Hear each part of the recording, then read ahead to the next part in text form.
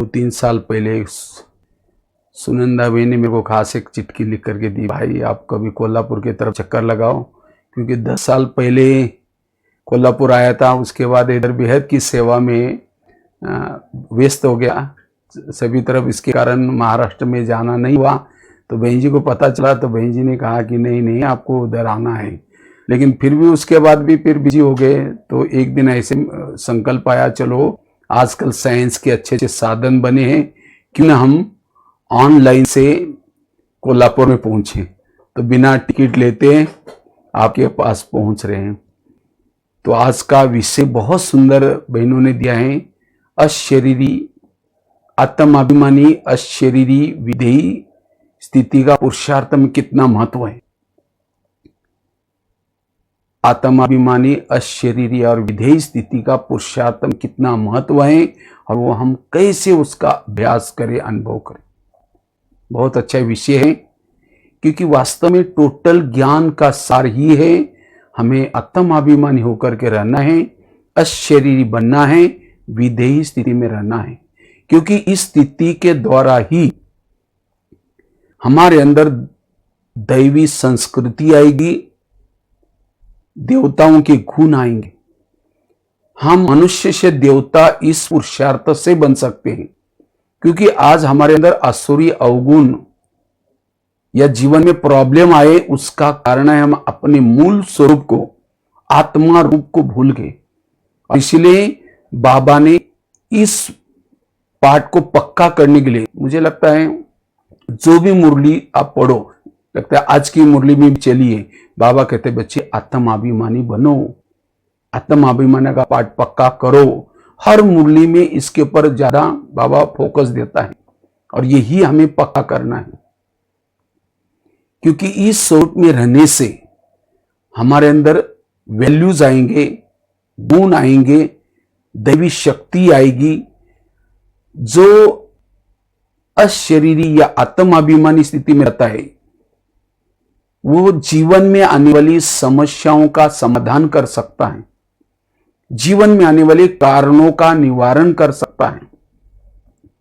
इतना ही नहीं, जितना इस स्वरूप में, मूल स्वरूप में, आत्मा स्वरूप में हम टिकते हैं, उतना सकाश देने की सेवा, वाइब्रेशन फैलने की सेवा ऑटोमेटिकली चलती रहती है।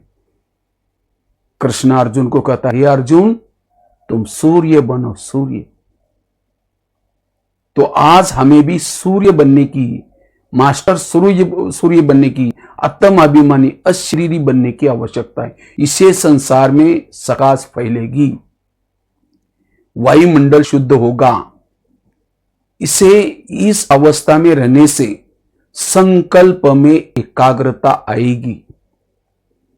जितना इस स्वरूप में रहते हैं, उतना हम दूसरों को भी आत्मा के रूप में देख सकेंगे। इतना ही नहीं, जितना इस आत्माभिमानी स्थिति में, अशरीरी स्थिति में, विधेयी स्थिति में हम रहते हैं, उतना दूसरे की कमी कमजोरियां दिखाई नहीं पड़ेंगी, सब हमें अच्छे नजर आएंगे। इतना ही नहीं, जितना ये अभ्यास करते हैं, हमारा जीवन बहुत वैल्यूबल अनुभव होता है। लगेगा हम बहुत महान है, हमारा समय बहुत कीमतीवान है, हमारी चाल चलन में भी बदलाव आएगा। दया, क्षमा, शांति, एकाग्रता, सारे गुण हमारे एक्टिविटी में दिखाई पड़ेंगे। हमारा संबंध संपर्क दूसरों के लिए सुखदायी बनेगा। हम सदा हर्षित मुख रह सकेंगे, क्योंकि इस स्थिति में रहने से, अशरीरी आत्मिक स्थिति में रहने से हमारे शरीर में एक प्रकार के वेव्स फैलते रहते हैं, और ये वेव्स फैलने से अति इंद्रिय सुख की अनुभूति होती है।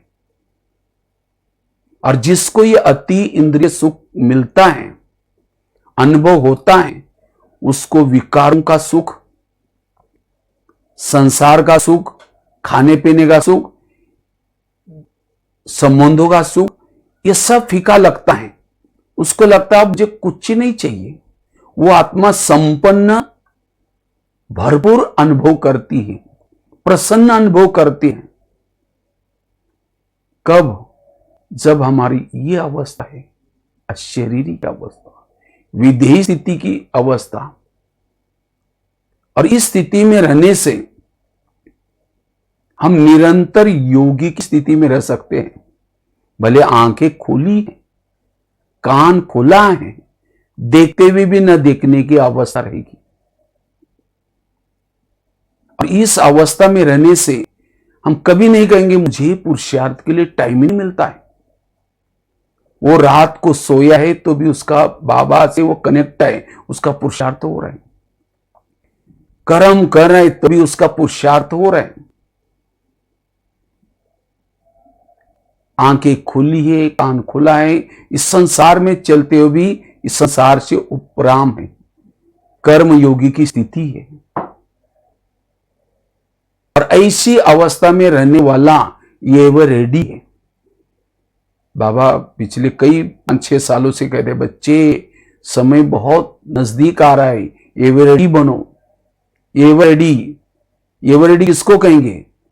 कई कई तो भाई बहने हाथ खड़ा करते हम एवर रेडी है।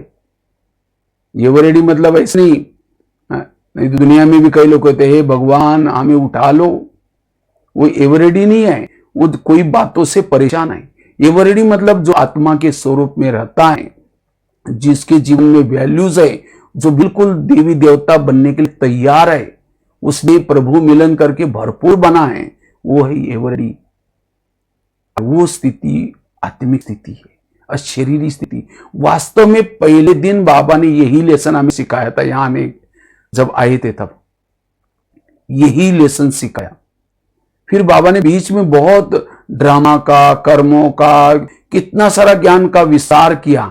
ये विस्तार भी इसलिए किया इस अवस्था का अनुभव करने के लिए। जैसे बीज बोते हैं, वृक्ष होता है, वृक्ष होने के बाद लास्ट में वृक्ष को अंतिम में क्या आता है? बीज ही आता है।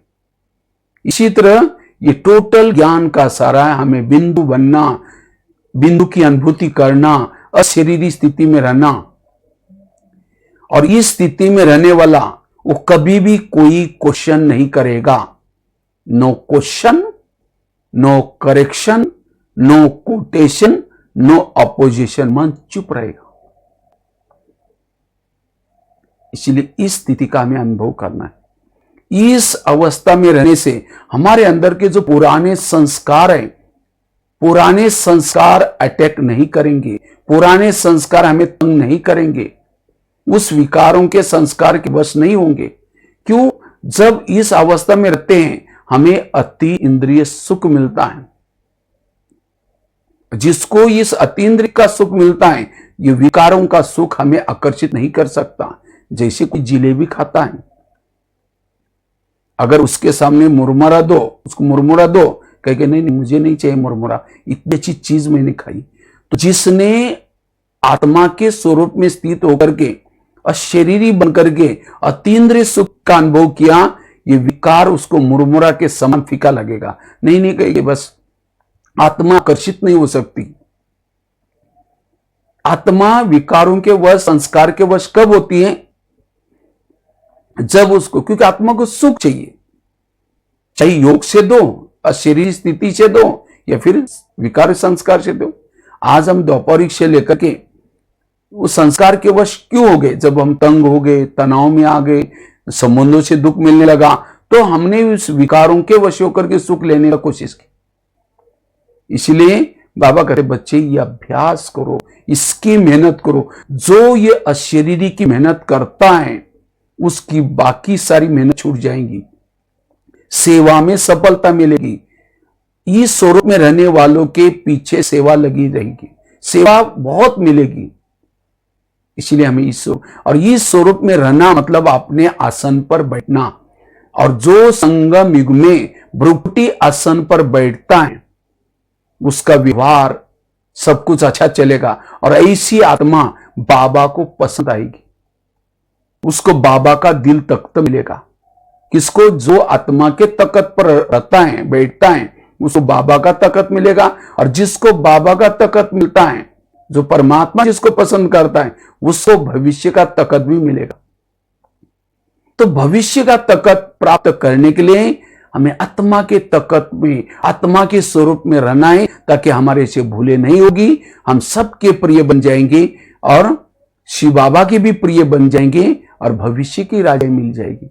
इतना ही नहीं, इस स्वरूप में टिकने से सभी इंद्रियां हमारे वश में होगी। आज इंद्रिय हमको चलाती है, क्यों? हम आत्मा हूं, अशरीरी हूं, ये भूल जाते हैं।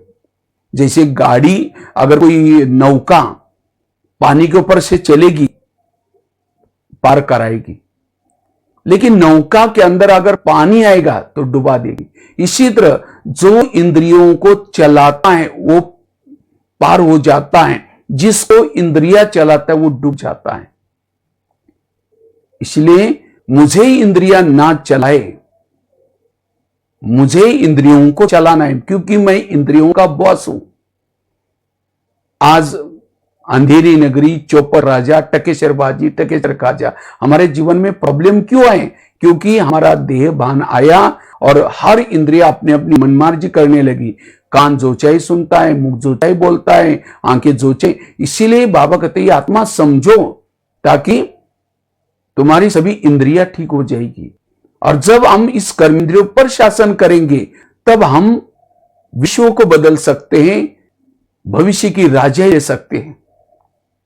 स्वयं को बदलना, बदलना मतलब कोई बैज पहन लिया, सफेद ड्रेस पहन लिया, ये ऊपर का बदला हुआ।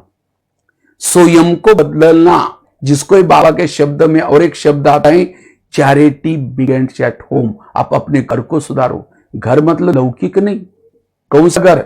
ये शरीर हमारा पहला घर है। इस शरीर को, शरीर की इंद्रियों को हमें ठीक चलाना सीखना है। जो अनु मतलब आत्मा, शासन मतलब राज्य। जो आत्मा अपने बॉडी पर शासन करता है, वही दूसरों पर शासन कर सकता है। नहीं तो आजकल मम्मी पापा बहुत बिजी होते हैं, इतने बिजी हो गए काम धंधे में, बच्चा कहां जा रहा है, किसके संग में जा रहा है, क्या देख रहा है, उनको पूछने का, देखने का टाइम ही नहीं है। और जब बच्चा गलत काम करता है, उनकी आंखें खुल जाती है। ऐसा कैसे हो गया? अगर रोज वो माँ बाप अपने बच्चों की पूछताछ करते, बेटा आज तुमने क्या देखा, किसके संग में गए थे, तुमने क्या क्या खाया, रोज उनकी पूछताछ करते, तो बच्चा गलत काम नहीं करता।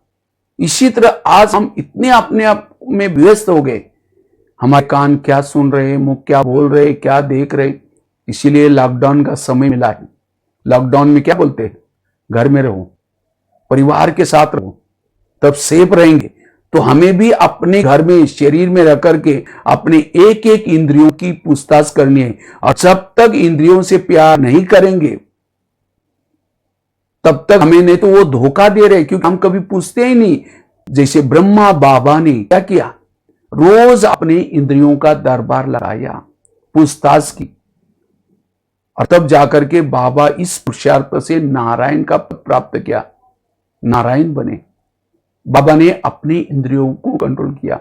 और इसलिए बाबा ने दो ही पुरुषार्थ किया, एक आत्मा का अभ्यास बाबा ने किया, और दूसरा बाबा ने रोज अपना दरबार लगाया। लेकिन हम अपने हाथ, दिल पर हाथ रख करके पूछे, हम ये कितनी मेहनत कर रहे हैं। जैसे बिल्डिंग बनाते हैं तो फाउंडेशन मजबूत डाला जाता है। अगर फाउंडेशन रेती पर है तो बिल्डिंग हिल जाएगी, गिर जाएगी। इसी तरह हमें भी पुरुषार्थ रूपी बिल्डिंग को बना रहे हैं, लेकिन हमें क्या करना है, ये आत्मा का फाउंडेशन इतना पक्का करना है, जो हमारी 84 जन्म की बिल्डिंग मजबूत हो जाए। इसीलिए ये आत्मा का लेसन पक्का करना है। और जो इस आत्मा के शरीरी के विदेही स्थिति में रहता है, विकार हमें टच नहीं करेंगे। जैसे कोई भी भूत कहां रहता है? जिस घर में लाइट नहीं है, अंधेरा होता है, कई दिनों तक अंधेरा पड़ा रहता है, वहां भूत आकर के रहते हैं। एक भूत, दूसरा भूत, और पूरा उस बंगले का नाम पड़ता है भूत बंगला। इसी तरह इस शरीर में भी क्या हो गया, आत्मा की लाइट डिम, कम कम होती गई, और इसीलिए भूतों ने प्रवेश किया। काम का भूत, क्रोध का भूत, लोभ का भूत, और भूत आकर के आप हमारा शरीर भूत बंगला बनाए। इन भूतों को भगाना है। भगाने का पुरुषार्थ नहीं करो, लाइट जलाने का पुरुषार्थ करो। आत्माभिमानी होकर के रहो, अशरीरी होकर के रहो, भूत अपने आप भाग जाएंगे। कई भाई बहन दिल शिकस्त है, कहते 20 साल से ज्ञान में चल रहे, लेकिन ये संस्कार बदलता ही नहीं है। इसका मतलब आपने लाइट नहीं लगाई अभी तक, तो लाइट लगा दो, अशरीरी बनो। इसलिए ये पुरुषार्थ करने, और ये पुरुषार्थ जितना ये अशरीर का, आत्म अभिमानी का, विधेयी स्थिति का हम पुरुषार्थ करेंगे, उतना हम रावण के ऊपर जल्दी विजय प्राप्त कर सकेंगे। जैसे राम और रावण का युद्ध चलता है, राम क्या करता है, रावण का एक सिर काटता है, फिर दूसरा काटता है, फिर तीसरा काटता है, रावण नहीं मरता।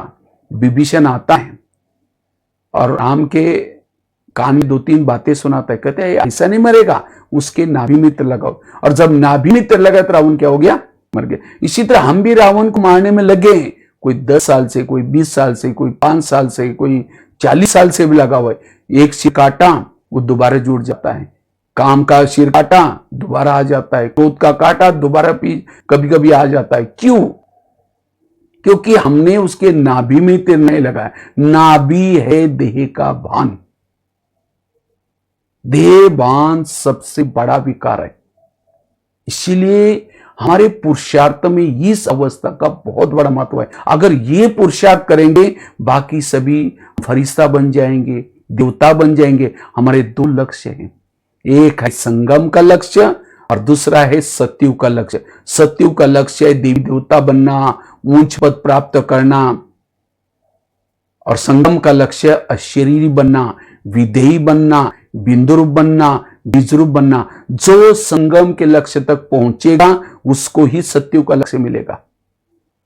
इसलिए हमें संगम के लक्ष्य तक पहुंचने का पुरुषार्थ करना है, जिसको बाबा कहते हैं बाप समान बनो। बाबा सबका प्यारा क्यों है? क्योंकि बाबा इस निराकारी अवस्था में रहता है। इसी तरह हमें इस स्वरूप में टिकने का पुरुषार्थ करना है। यही हमारा पुरुषार्थ, पुरुष मतलब आत्मा, मतलब शरीर, अपने आप को शरीर से अलग समझना, आत्मा समझना, यह है पुरुषार्थ। कहते आजकल मेरा पुरुषार्थ ढीला चल रहा है, मतलब मैं देह भान में आया हूं, मुझे यहां की बातें दिखाई सुनाई पड़ती है।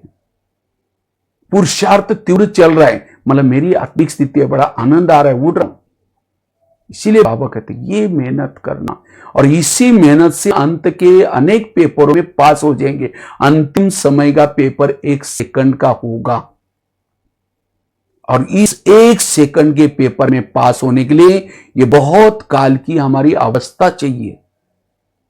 चाहे प्रकृति के पेपर आएंगे, चाहे विकारों के पेपर आएंगे, ऐसे नहीं कि विकार विनाश के समय हमें वैराग आएगा, नहीं, विकारों का फुल फोर्स रहेगा उस समय। कई जो इविल आत्मा जो शरीर छोड़ करके ऊपर भटक रहे, वो भी हम प्रवेश करेगी, हमें तंग करेगी। ऐसे समय पे हमारी ये विधेयी शरीरी स्थिति चाहिए, चाहे इविल सोल के अटैक से, चाहे प्रकृति के प्रकोप से, चाहे कोई भी पेपरों में हम पास हो सकेंगे। इसीलिए अंतिम के पेपरों में पास होने के लिए ये अभ्यास करना है, इसकी धून लगानी है। इससे हमारे जीवन की सारी समस्या समाप्त हो गई। इतना ही, जितना इस स्वरूप में हम टिके रहते, उतना विकर्म विनाश होने की प्रक्रिया अंदर से अंदर चलती रहती है। इसलिए ये पुरुषार्थ, और इसे जैसे कहा वायुमंडल अच्छा बन जाएगा।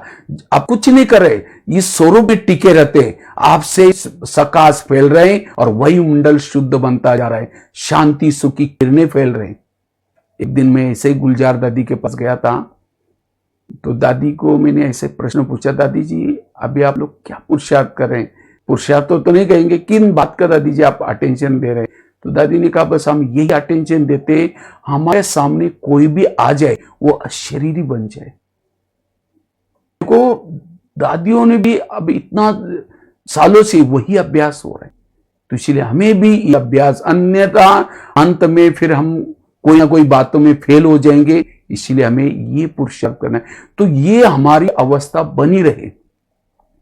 इसके लिए हम करें क्या? ये तो मैं आपको इस पुरुषार्थ का कितना महत्व है वो महत्व आपको बता रहा था, लेकिन इसका हम अनुभव कैसे करें? जो निरंतर मेरे भ्रुकुटी में आत्मा का दीपक जलता रहे, और जिसका ये दीपक जलता है रावण हमें टच भी नहीं करेगा। जैसे सीता के सामने जब रावण आता है, सीता माचिस की तीली जला करके रख देती है, जब माचिस की तीली वो उसको टच भी नहीं करता। इसी तरह हम भी रावण के राज्य में रहते हैं, भले अकेले रहते कहीं भी रहो, अगर ये स्वरूप आपका है, रावण आपको टच भी नहीं करेगा। सबसे पहला माया देहबान में लाती है, देहबान आया, देहबान माया के प्रवेशता का गेट है। देहबान आया, बाकी सारे विकार जागृत हो गए। इसलिए अब हमें ये पुरुषार्थ करके, ये है शॉर्टकट का पुरुषार्थ, क्योंकि अब हमारे पास टाइम कम है, तो कम टाइम में हमें अगर मंजिल तक पहुंचना है तो ये अब हमें मेहनत करने, दिन रात इसी स्वरूप में टिकने का अभ्यास करना है, पुरुषार्थ करना है। बाबा ने वास्तव में 4 सब्जेक्ट रखे हैं, ज्ञान, योग, धारणा और सेवा। इन चारों सब्जेक्ट का भी सार क्या है? ये 4 सब्जेक्ट किस लिए रखे? आत्मा की अनुभूति करने के लिए। कहते हैं बस हम तो रोज मुरली सुनते हैं, आज तक कभी मुरली हमारी मिस नहीं होती। रोज अगर हम मुरली रोज सुनते हैं तो हमारी स्थिति क्या चाहिए? आत्मा की स्थिति बनी चाहिए। नॉलेज के अनेक अथाह पॉइंट जिसके पास है, वो पॉइंट स्वरूप में टिकता है। अगर नॉलेज के इतने पॉइंट है तो भी मैं पॉइंट स्वरूप में नहीं हूं, इसका मतलब नॉलेज मेरा सुनने तक है, आचरण में नहीं है। ज्ञान का सार भी है आत्मिक स्वरूप। अगर नहीं ज्ञान सुनने के बाद आत्मिक स्थिति नहीं है तो इसलिए और हमें कलेक्शन करना है और ज्ञान पढ़ने की जरूरत है। कई कहते हम योग रोज करते हैं, कभी हमारी अमृत वाला मिस नहीं होती, कभी योग मिस नहीं होता। अगर हम योग करते हैं, योग करके उठने के बाद हमारा स्थिति क्या चाहिए? आत्मिक स्थिति होनी चाहिए। योग करके उठने के बाद फिर भी हमारा वही देह भान है, इसका मतलब योग में शरीर बैठा था लेकिन मन बुद्धि परमात्मा के पास नहीं गई थी, वो कहीं और भटक रही थी। जैसे मोबाइल का बैटरी को चार्ज किया, वो चार्ज तो किया, यथार्थ चार्ज हो गया, तब होगा जब तारे प्लग में डालेंगे। इसी तरह योग हमने किया तो हमारे भ्रुकुटी में आत्मा की अनुभूति होनी।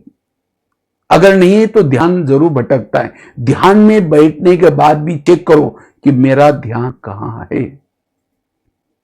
योग का सार भी है, कितना घंटा बैठे हो महत्व का नहीं, लेकिन बैठने के बाद मेरा आत्मा का स्वरूप कितना रहा।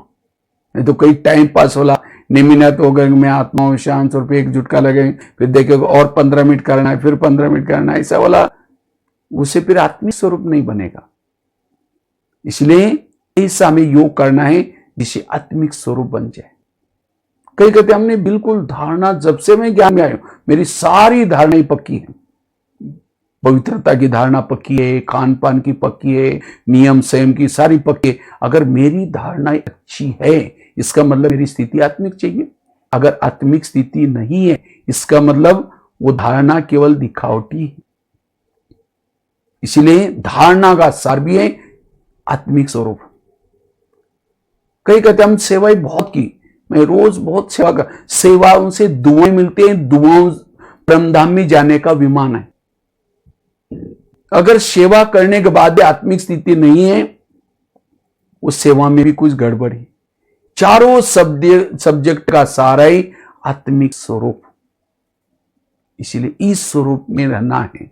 तो उसके लिए 3-4 बातें मैं आप लोगों के साथ शेयर करता हूं।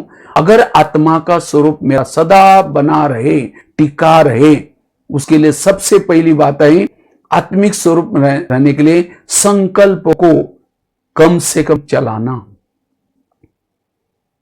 जितना आपके संकल्प पॉजिटिव चलेंगे, समर्थ चलेंगे, कम चलेंगे, उतना आपकी ऊर्जा बचेगी, उतना आपकी आत्मिक स्थिति बनी रहेगी। आकाश के चंद्रमा को पानी में देखना है, नीचे पानी स्थिर चाहिए, स्वच्छ चाहिए। परम धाम के परमात्मा को हमें मन में देखना है, हमारा मन स्थिर चाहिए। बुद्धि में देखना है, बुद्धि स्थिर चाहिए।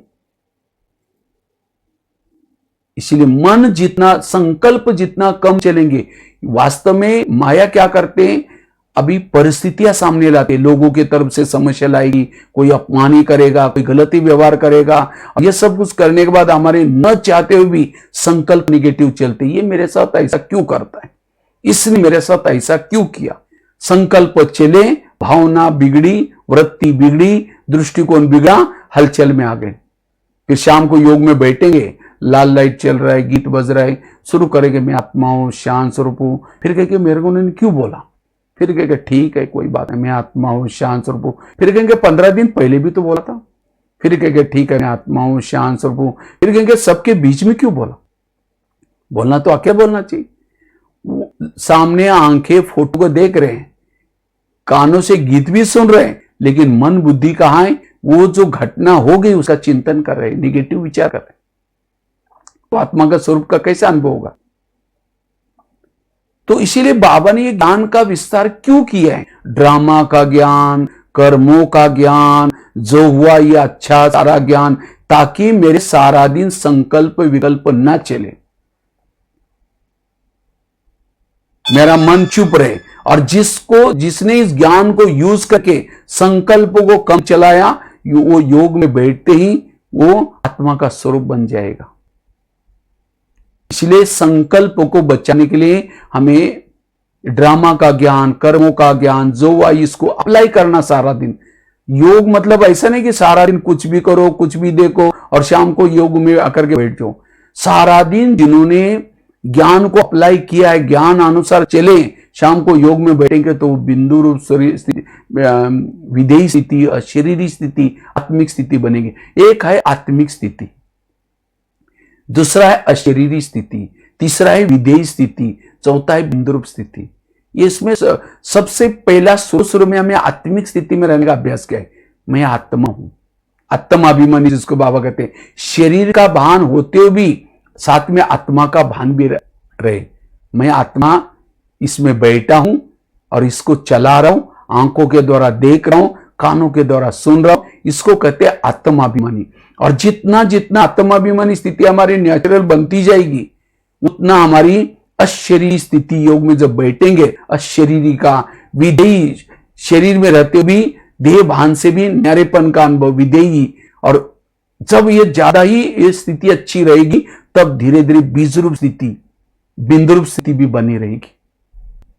इसलिए मेन फाउंडेशन है आत्माभिमानी बनना, शुरू में आत्माभिमानी होकर के रहना। और आत्माभिमानी वाला कर्म करते हुए भी उसका योग लगा रहता है। इसलिए आत्माभिमानी पहले बनना है, फिर बाद में धीरे धीरे शरीरी, विधेयी, बिंदु स्थिति बनती जाएगी और इससे सहज हम संपन्न और संपूर्ण बनेंगे। इसीलिए संकल्प को कम चलाना।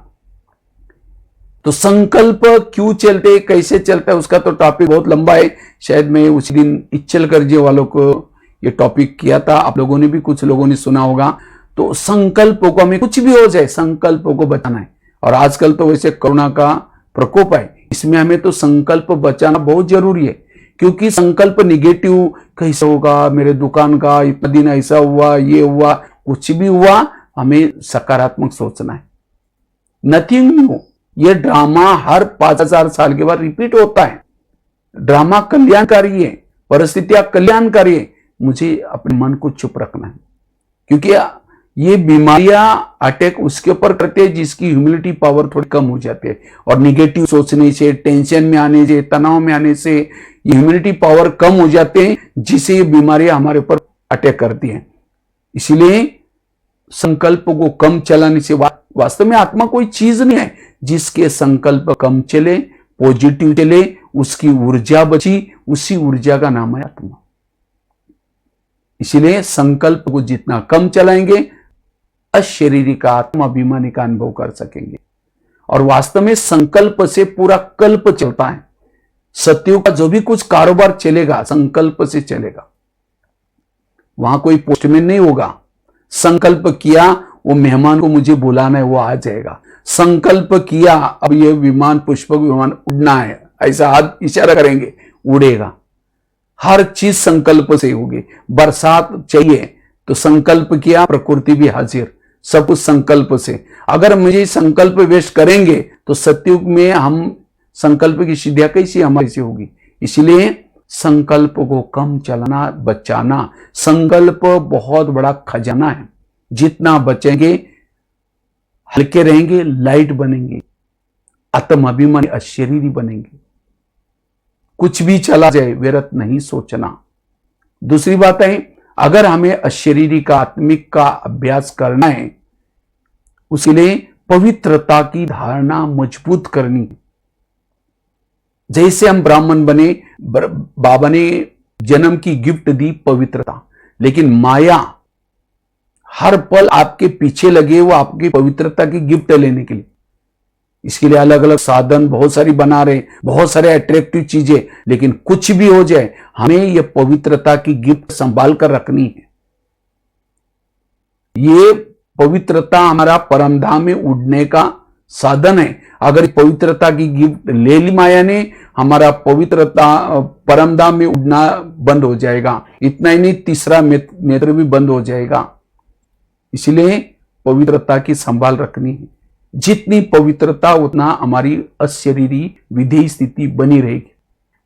जैसे पहले जमाने में एक चिमनी आती थी, मराठी में चिमनी दिया बोलते थे, दीवा बोलते थे। तो जब गांवों में लाइट नहीं रहती थी, उस समय केरोसिन डालते थे उसके अंदर और माचिस लगा करके उसके फ्लेम जलती थी, उससे पढ़ाई वगैरह करते थे, सब कारोबार करते थे।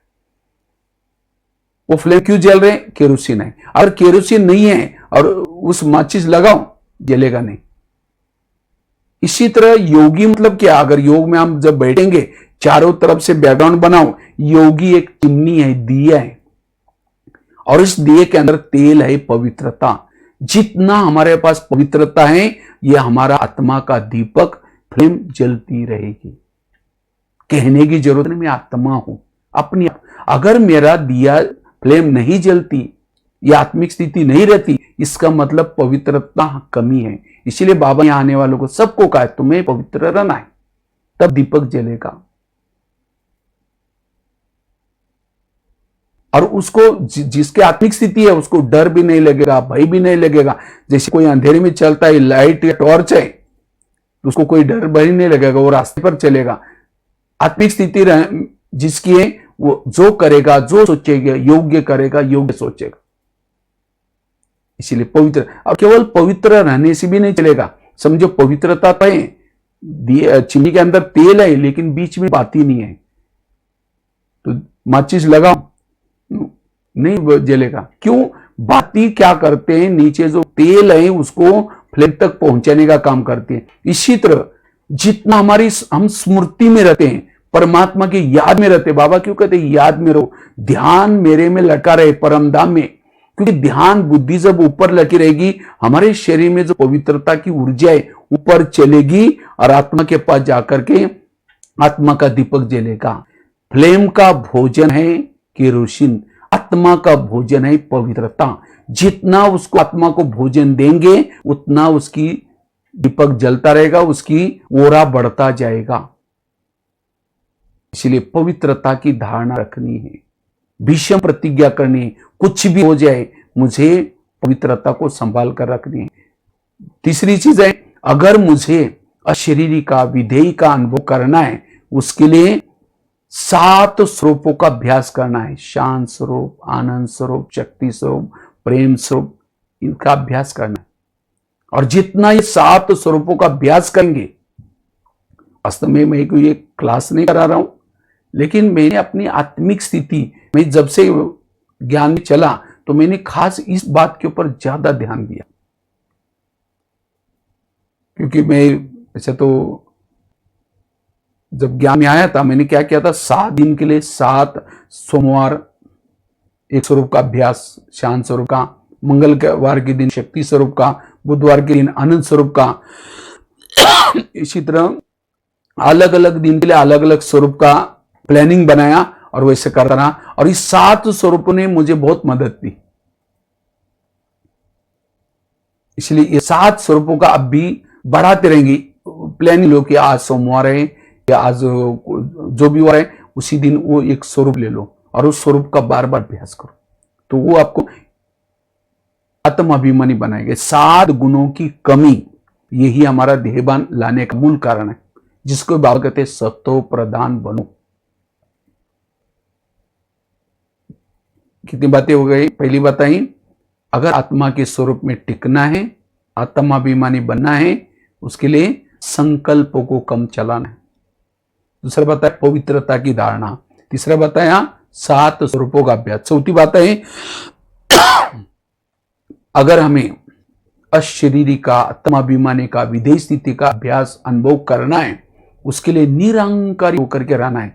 निरहंकारी, कोई भी हमें अभिमान न आए, कोई कलाओं का, कोई विशेषता का, कोई गुणों का, कोई सेवाओं का, कुछ भी अभिमान ना आए। अभिमान आया, आत्मिक स्थिति नहीं रहेगी। अभिमान उसको ही आता है जो देह भान में आता है। जैसे ज्ञान में चलेंगे, सफलता मिलेगी, नामाचार होगा, उतना अभिमान बढ़ता जाएगा, और अभिमान बढ़ेगा तो फिर हमारी आत्मिक स्थिति नहीं रहेगी। और अभिमान आया, सारे गुणों का गुलदस्ता मुरझा गया, हमारा जमा खाता कुछ भी नहीं होगा। वास्तव में बाबा क्या करता है, भाग्य बनाने के लिए, आत्माओं के भाग्य बनाने के लिए हमारे अंदर कला भरता है। कोई कला, विशेषता, ये प्रभु की देन है, हमारा नहीं है। ये नहीं समझते कि मैं करता हूं, मैं करता हूं। इस मय स्वरूप में रहेगा, वो आत्मा के मय स्वरूप में नहीं रहेगा। इसलिए ये जो मय है स्थूल में, ये मय को हमें खत्म करना है, और तब जाकर के आत्मा के स्वरूप में टिकेंगे। मैं धनवान हूं, मैं पैसेवान हूं, मैं ये हूं, मैं ये हूं, नहीं, मैं आत्मा हूं। इसलिए अभिमान से मुक्त। ब्रह्मा बाबा अंतिम समय बाबा ने 3 शब्द बताए, बच्चे, निराकारी बनो, निर्विकारी बनो, निरहंकारी बनो। जितना निरहंकारी उसका मन चुप। मान, अपमान, निंदा, स्तुति में निरहंकारी वाला समान रहेगा। उसकी महिमा भी करें, बाबा को स्वीकार, बाबा ये आपकी हुई, कोई ग्लानि भी करे, कुछ भी नहीं। वो आत्मिक स्थिति में अंतर्मुखी, कुछ भी हो जाए। इसलिए निरहंकारी। और अभिमान कैसा आता है पता भी नहीं चलता। बाकी विकार तो पता भी चलेंगे, लेकिन जैसे जैसे हम सफलता, हमें लगता है कि बस। इसीलिए बाबा कहते, बच्चे, दिखाते ना शास्त्रों में, पांडव अंतिम समय पराजय हो गए। क्यों? भले उन्होंने कौरवों के ऊपर जीत प्राप्त किया, लेकिन वो खुद पराजय हो गए। क्यों? उनको उन कलाओं का, विशेषता का अभिमान आया। मेरे कारण इतने सैनिक, मेरे तीर के कारण, वो कहता है मेरे गदा के कारण। इसलिए बाबा कहते, बच्चे, निरहंकारी बनो। और जितना निरहंकारी, उतना ये आत्मा का स्वरूप हमारा बना रहेगा। मैंने खुद एक बहुत सुंदर, मेरे लिए, अपने लिए एक बहुत सुंदर एग्जाम्पल याद रखा है। हम कभी भी जब बाहर जाते हैं तो देखते हैं, बहुत कई बार बहनें क्या करते हैं, बहुत सम्मान करेगी, ताज पहनाएगी, श्रृंगार करते हैं, और कई बार मधुवन के लिए बहुत, मतलब धन की सेवा भी करते हैं। लेकिन कभी कभी हमें कभी ये नहीं लगता कि मैंने इतना अच्छा क्लास कराया इसीलिए ये मेरा सम्मान नहीं। हम तो मधुवन निवासी हैं, समर्पित का ब्याज पहना है, ये मधुवन निवासी बनकर हमारा सम्मान नहीं हो रहा है, लेकिन ये बाबा का सम्मान, बाबा के लिए सम्मान। हम मधुवन निवासी है इसीलिए सम्मान, मेरा पर्सनल सम्मान नहीं है। एक बहुत सुंदर घटना मैं आपको सुनाता हूँ, जो घटना मैं खुद ही हमेशा याद रखता हूँ। एक व्यक्ति ने एक गधा पाला था, और उन्होंने एक नया मकान अपना बनाया था। तो उसको लगा, आप क्या करना है, सारा सामान अभी शिफ्ट करना है, महंगाई बहुत है। तो क्या क्या, वो गधे के ऊपर सामान रखते हुए धीरे धीरे थोड़ा थोड़ा करके सारा सामान शिफ्ट किया, लेकिन एक मूर्ति बची थी। अब उसको लगता है ये मूर्ति कैसे लेके जाऊं, बड़ा भारी है। सोचा चलो सारा लेके गया, अब इसके ऊपर लेके जाता हूं। तो गधे के ऊपर मूर्ति रख दी, कपड़ा ढाक दिया ताकि कोई देख न ले। तो कपड़ा ढाक करके लेके जाने लगा। जैसा गधा चलता है, वो मूर्ति के ऊपर से क्या हो गया, कपड़ा तो हट गया, मूर्ति का सिर दिखना शुरू हो गया। तो लोग क्या करते हैं, मूर्ति को देख करके नमस्ते करना शुरू किया। तो गधे को लगता है नमस्ते मुझे ही कर रहे, वास्तव में गधे को नमस्ते नहीं कर रहे थे, मूर्ति को नमस्ते कर रहे थे। इसी तरह आज कभी कभी हमारा जब सम्मान होता है तो कभी हमें अभिमान आता है। अब जब अभिमान आया, बाबा हमारे से दूर हो गया।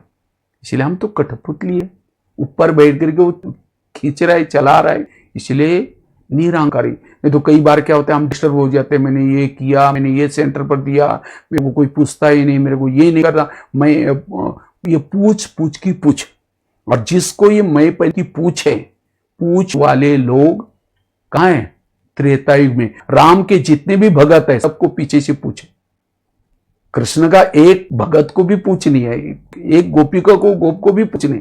निरहंकारी वाली आत्माएं सत्युग में जाएगी, और जिसको ज्ञान में चले थे, अभिमान था, वो सब त्रेता युग में जाएंगे। इसलिए मैंपन से मुक्त निरहंकार है, उतना हम आत्मा का अनुभव कर सकेंगे, आत्माभिमानी स्थिति में रह सकेंगे। कितनी बातें हो गई? हाँ, 4। 5वीं बात है, अगर मुझे निराकारी स्थिति में रहना है, निराकारी का अनुभव करना है, अशरीरी बनना है, विदेही बनना है, उसके लिए जितना हम योग तपस्या करते हैं, जितना आत्मा की बैटरी को रोज चार्ज करते हैं, रोज चार्ज करना है, उतना हमारी वो स्थिति रहती है। और खास तो सवेरे का अमृत वेला का योग, क्लास के पहले योग, और साथ में मुरली, ये 3 चीजें आत्माभिमानी बनने के लिए बहुत जरूरी है।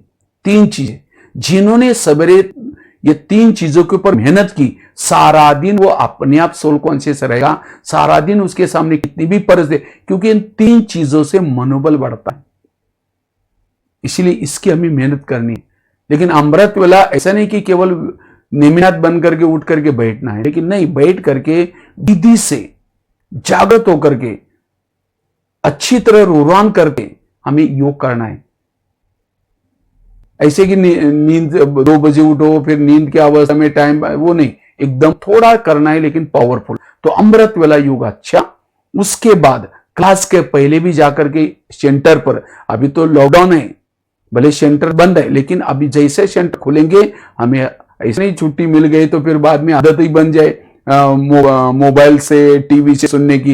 ये तो मजबूरी का था, इसीलिए मजबूरी का पढ़ाई थी। लेकिन हमें एक्चुअली जो संगठन में बल मिलता है, ताकत मिलती है, वो अकेले में नहीं मिलती। इसीलिए सेंटर पर जा करके, जैसे लॉकडाउन खुलेगा, सेंटर पर जा करके क्लास के पहले आधा घंटे का योग जरूर करना है। क्योंकि क्लास में के पहले योग करने से, जैसे खेती में बीज डालते हैं, बीज डालने से पहले हल चलाते हैं, भूमि को तैयार करते हैं, फिर बीज डालते हैं। इसी तरह ज्ञान का बीज डालने से पहले हमें अपनी बुद्धि को एकाग्र करके योग करके तैयार करना है। और जिन्होंने बुद्धि को तैयार किया, फिर ज्ञान का बीज डाला, वो धारणा में आएगा, उगेगा, इससे आत्मिक स्थिति बनेगी।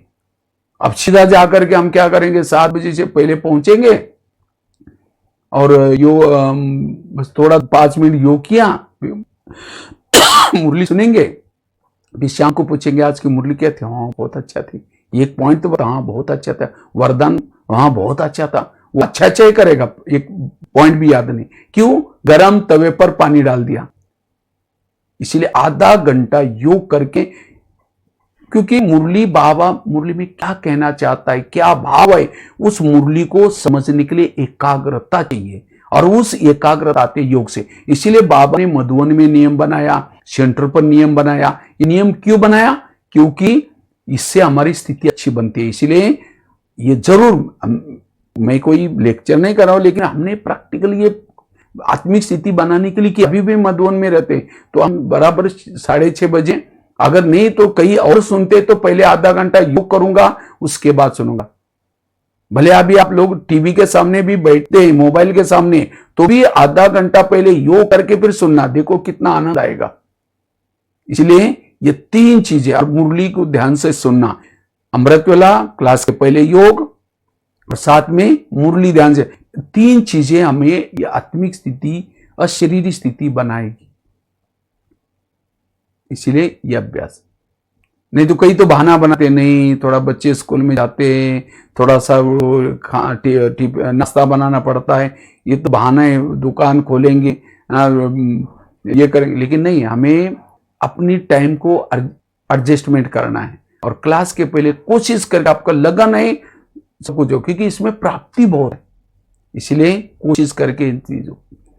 5वीं बात, लास्ट की 6ठी बात सुना करके मैं पूरा करता हूं, क्योंकि समय भी होता जा रहा है। तो अगर मुझे आत्मिक स्थिति में रहना है, अशरीरी बनना है, विदेही स्थिति की अनुभूति करनी है, उसके लिए सोमानों के अभ्यास करना है। जितना सोमानों में रहेंगे सोमानों से आंतरिक शक्तियां जागृत होती है, और जिन्होंने सोमान में रह करके अंतर की शक्तियां जागृत की, वो सारा दिन आत्मिक स्थिति में रहता है।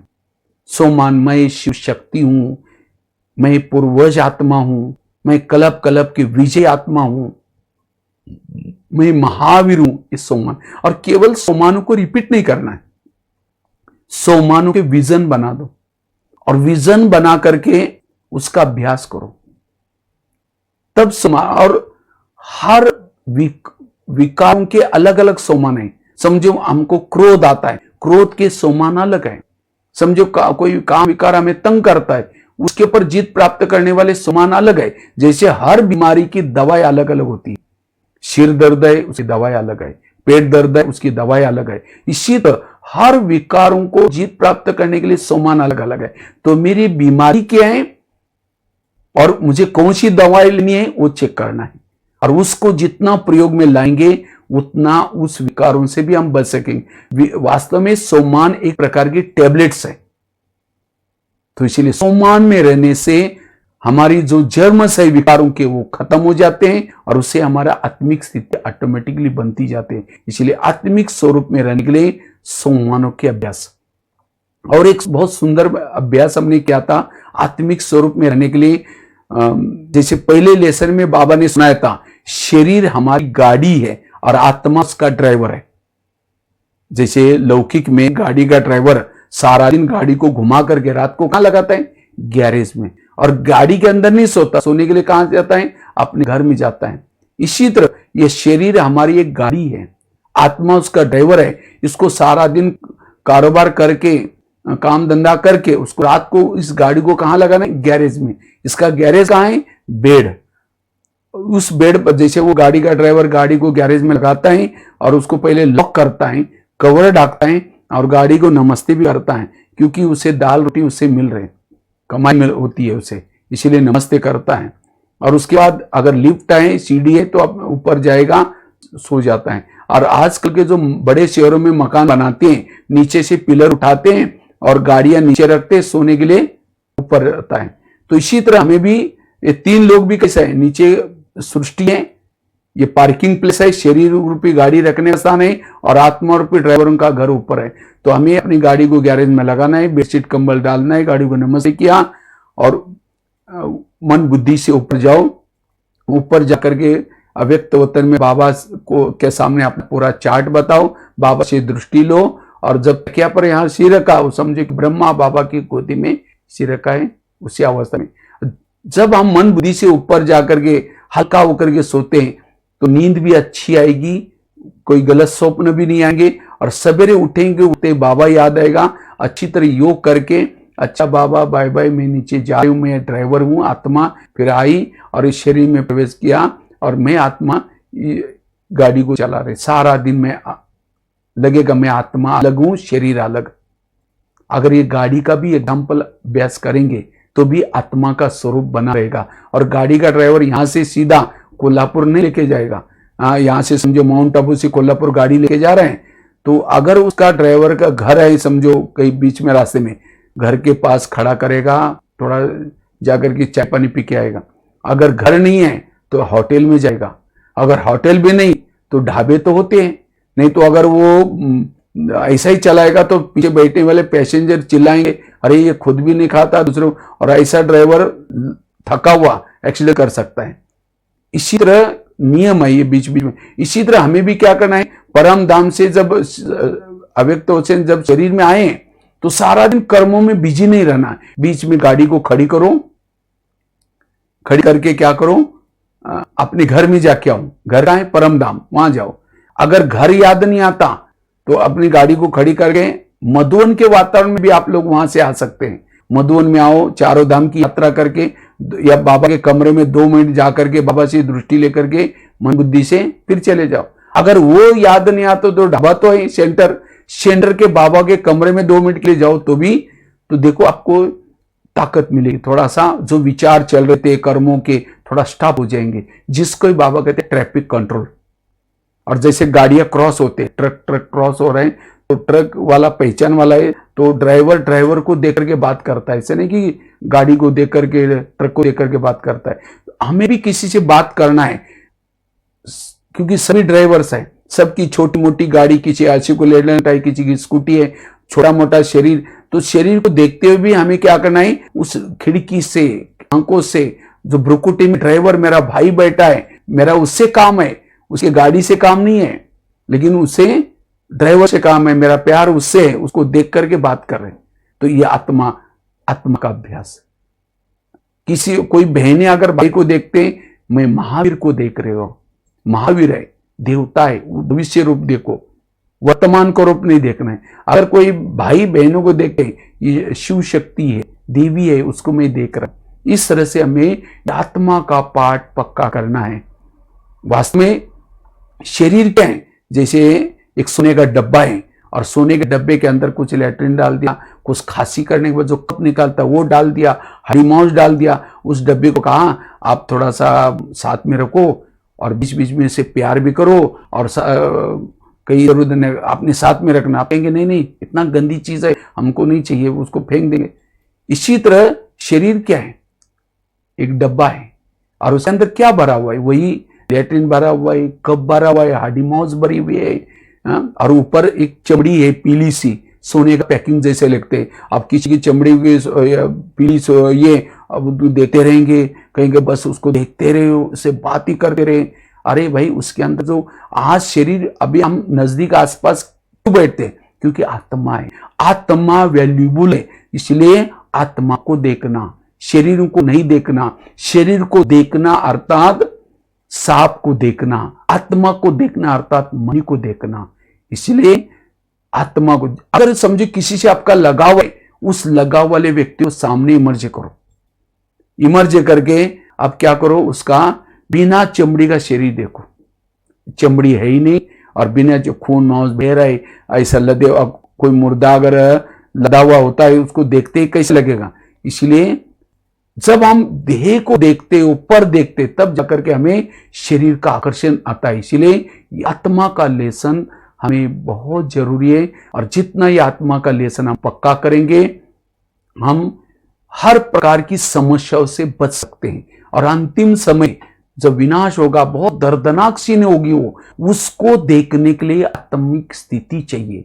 जैसे ब्रह्मा बाबा भी क्या कहा, बस करो प्रभु, बस करो। विनाश का जब साक्षात्कार हुआ, बाबा कहते बस करो बस करो, तो बाबा भी उसको देखने, तो क्योंकि बाबा की उस समय तो शुरू की बात है, तो इसी तरह अंतिम समय कैसा वो दृश्य होगा, उसको देखने के लिए ये आत्मा का भान चाहिए।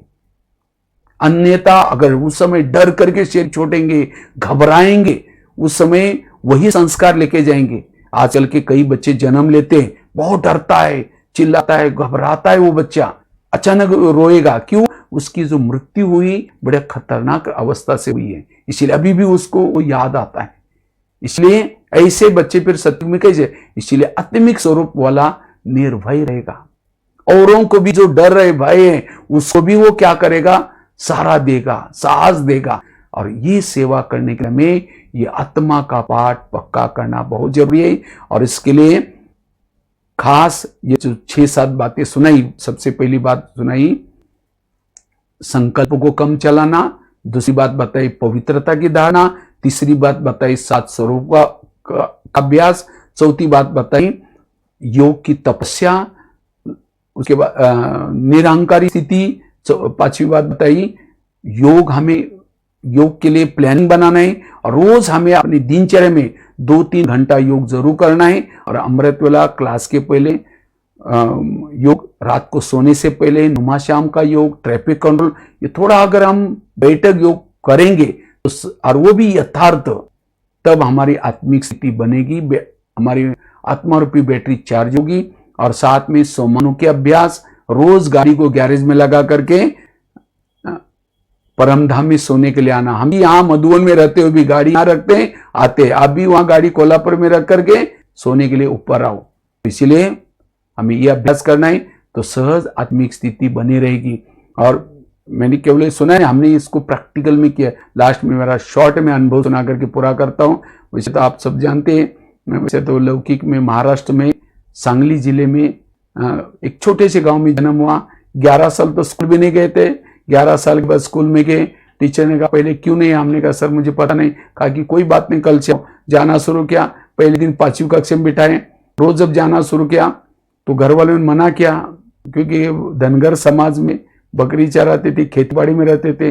जब कहा कि अपने पैसे नहीं, मैंने कहा पैसे नहीं मांगूंगा, मैं अपने पढ़ूंगा। ऐसे करके रोज जाना शुरू किया। तो 7वीं कक्षा में जिला परिषद की स्कूल थी, तो टीचर ने कहा तुम डायरी पेन नहीं लाते, कल से नहीं आओ, क्या करेंगे। रद्दी से डायरी लाता था, पानी से धुलाई करके फिर लिखता था। और एक दिन आया, उसी रद्दी में बाबा का एक किताब मिला, और उस किताब को पढ़ करके फिर मैंने कुछ पत्राचार पाठ्यक्रम नागपुर से मंगवाए, उससे कोर्स हुआ। और उसके बाद 2 साल ऐसे ज्ञान में चले। 2 साल के बाद विटा में ITI का कोर्स करने के लिए आया था। तो उस समय जब आया था तो वहाँ एक गीता पाठशाला थी। तो मैंने देखा अरे मैं जो स्टडी कर रहा हूँ वही यहाँ ज्ञान है। तो वहाँ मैंने जाना शुरू किया। जिस दिन पहली दिन मैं वो गया था, वहाँ मुरली चल रही थी। पहले मैंने कभी मुरली नहीं सुनी थी, और उसी दिन मुरली चल रही थी। तो मुरली सुन रही थी, सारी मुरली में आधा पौन घंटा सुना, बच्चे आत्मा समझो, आत्माभिमानी बनो, आत्मा आत्मा आत्मा। तो मैं बाहर गया, मुझे लगा कि यहाँ का मूल लेसन आत्मा है। मैंने अपने हाथ पर लिख करके रखा है, मैं आत्मा हूँ, इस हाथ पर भी लिखा। फिर बाद में घंटे घंटे का चार्ट, कहाँ मैं पुलिस वालों से डरता था, कहाँ एकदम 2 शब्द भी मेरे को नहीं आते थे। लेकिन सचमुच ये आत्मा का पाठ पक्का करने से आज बाबा ने कहाँ पहुंचा दिया। वंडरफुल है। और खास तो मुझे इचलगंजी में भी 1.5-2 साल रहने का मौका मिला। और इचलगंजी में वहाँ लौकिक भाई के पास रहते थे, और वहाँ गीता पाठशाला थी, वो एक डॉक्टर जी थे उनके वहाँ। और वहाँ आसपास में अब्दुल्ला वगैरह साइकिल गांव के नाम मैं तो भूल गया, कई जगह पर जाते थे 7-8 गीता पाठशाला में। और उसके बाद लास्ट में कोल्हापुर के कुमारों के साथ मधुबन में आए, और मधुबन में रहते रहते सेवा में रहे। फिर दिल्ली में भी 10 साल रहे, और अब बाबा ने शांतिवन में रखा है। शांतिवन में किचन की सेवा करते हुए भी पूरा भारत में जाकर के काफी सारे 9,000 जितने स्कूल कॉलेज में बाबा का संदेश दिए हैं, और साथ में करीब 900 जितना जेल में भी कार्यक्रम दिए हैं। तो ये बाबा की कमाल है। तो कैसे करण करनावरनाथ बाबा कैसे, हम तो कुछ भी नहीं जानते थे। जब मधुबन में आ रहा था तो उसमें जब शुरू में सांगली से आने वाला था, बहनों ने कहा रे तुम तो कुछ नहीं कर पाते, तुम तो बोलने के लिए भी डरते हो, तो कैसे जाएंगे। लेकिन इस आत्मिक स्थिति से जो अनुभव हुआ, उस अनुभव से अब तक यहाँ तो पहुंचे। तो आप लोगों ने ये सुना, इसीलिए आप लोगों का धन्यवाद। फिर बाद में बहुत समय से बहन जी ने बुला था, लेकिन बिजी रहते थे, नहीं आए। तो एक साइंस के साधन का धन्यवाद जिन्होंने आपको मिलाया। इसलिए आप लोग जरूर ये पुरुषार्थ करना, और सारी बातें अब ये करके बिंदु बनना है। बिंदु में सब कुछ है, खुद भी बिंदु, बाबा भी बिंदु, ड्रामा भी बिंदु, बिंदु में संपन्नता है। यही आज के क्लास का सार है। इसी के साथ धन्यवाद। ओम शांति, ओम शांति। बहुत बहुत धन्यवाद सुनीता बहन।